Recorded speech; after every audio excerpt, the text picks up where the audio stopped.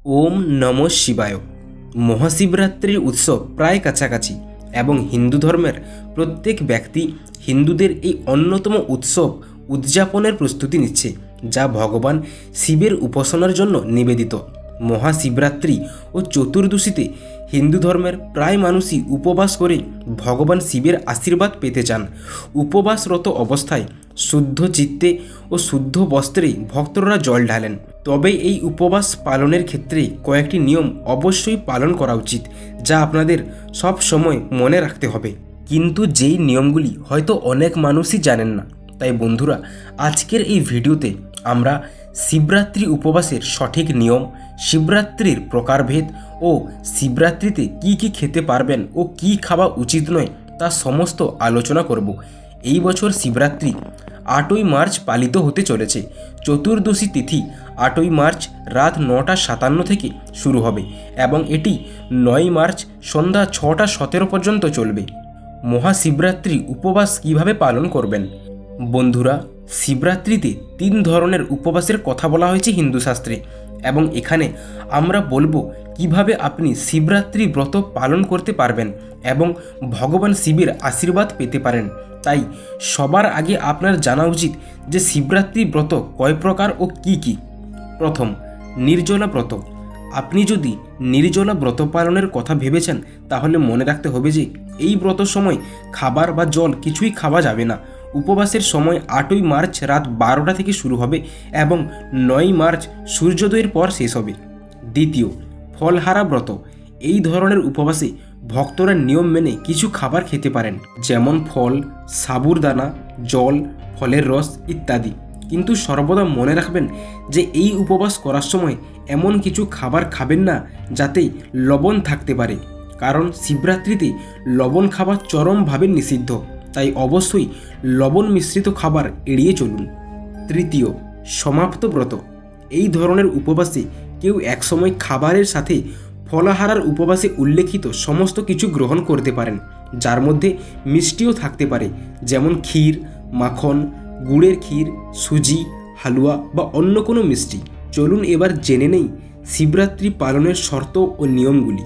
প্রথম, যারা শিবরাত্রির ব্রত পালন করবেন তাদের অবশ্যই ভোরের ব্রহ্ম মুহূর্তে ঘুম থেকে উঠতে হবে এবং স্নান সেরে শুদ্ধ বস্ত্র পরিধান করতে হবে। এবং যেসব ব্যক্তিরা জানেন না যে ব্রহ্ম মুহূর্ত কী, তাদের বলে রাখি, ব্রহ্ম মুহূর্ত হলো ভোরের 4টে থেকে 5:30 পর্যন্ত সময়কালকে বলা হয় ব্রহ্ম মুহূর্ত, এবং এই সময় আপনাকে ঘুম থেকে উঠতে হবে।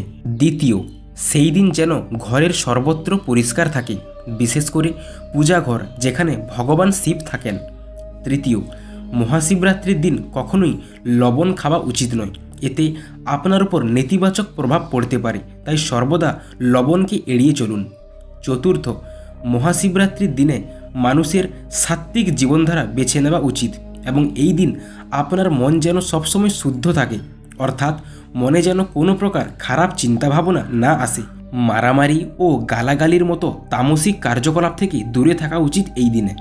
পঞ্চম, শিবরাত্রির দিনে চুল ও নখ কাটবেন না। এই কাজটি এই দিনের জন্য ঘোর অশুভ বলে মনে করা হয়। এর ফলে শিবের বিরূপ প্রভাব পড়তে পারে আপনার ও আপনার পরিবারের সদস্যদের উপর।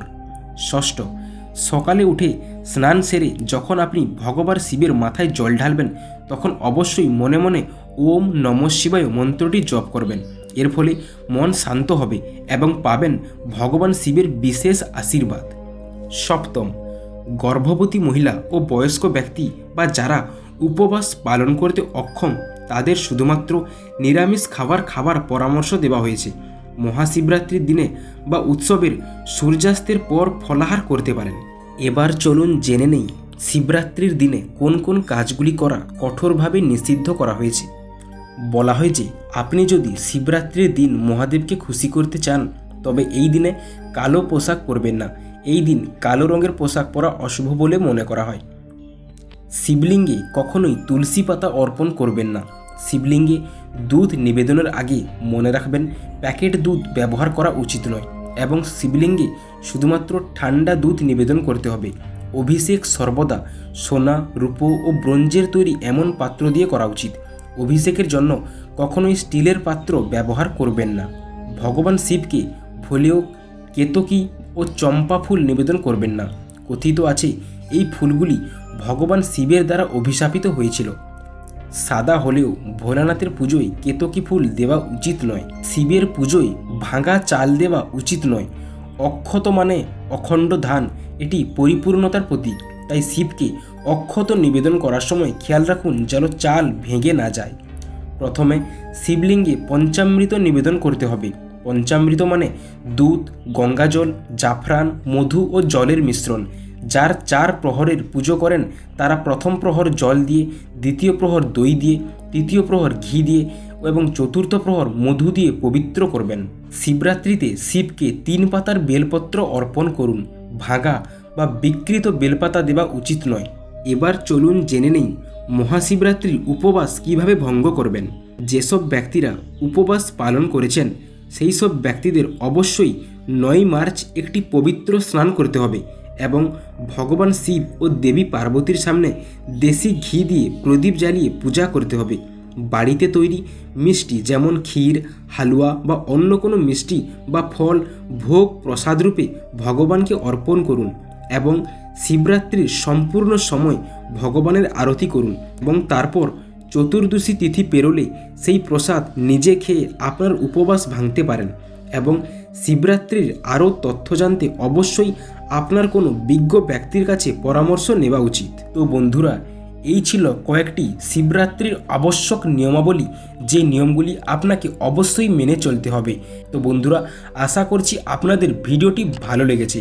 যদি ভিডিওটি ভালো লেগে থাকে তাহলে অবশ্যই ভিডিওটিতে একটি লাইক দেবেন এবং আমাদের চ্যানেলটিকেও সাবস্ক্রাইব করে নেবেন।